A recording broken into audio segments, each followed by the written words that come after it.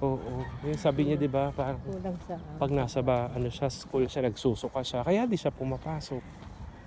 'Di ba? Ang hirap ng gano'n. Kasi walang laman yun tiyan, eh. Tingnan mo ultimo tubig wala.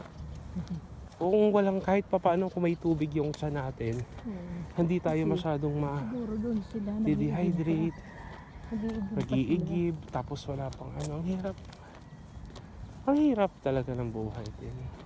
Pero talaga kasing Daanan siguro. dapat talaga kasi dito sa gobyerno natin, mayroong programa na tinutulungan yung mga bata, no? Yung mga hindi na kayang pag-aralin ng magulang, ng ano, dapat binibigay na lang sa DSWD or merong parang bahay ampunan. May bahay ampunan ba tayo dito? May bahay ampunan naman pero ang pagdala sa bahay ampunan, Hmm. kung may mga Ampon. kamag-anak naman, Hindi hindi kinukuha. kinukuha. Paano kung yung kamag-anak nga, hindi rin, wala rin kakayahan? Pwede siguro. Diba? Naman, May pondo naman tayo eh. Hirap tong gobyerno natin eh. Katulad nun, may mga bata naman siguro. Kaysa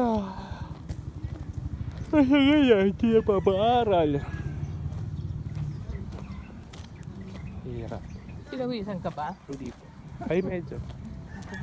Yung tabako natagtag ng konti. Oo, tama lang yun kasi parang kanina tumatakbo yun. Mas talo mo pa nga yung nag-walking doon kasi sa walking ka lang. Yun pati yung ganun mo katawan. Oo.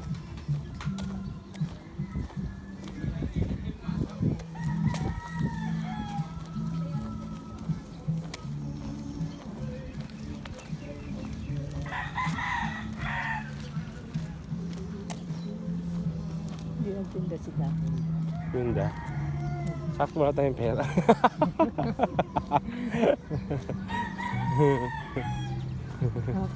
Patry din daw. Gusto rin maglaro. Gusto niya rin ma-experience sa pagiging bata.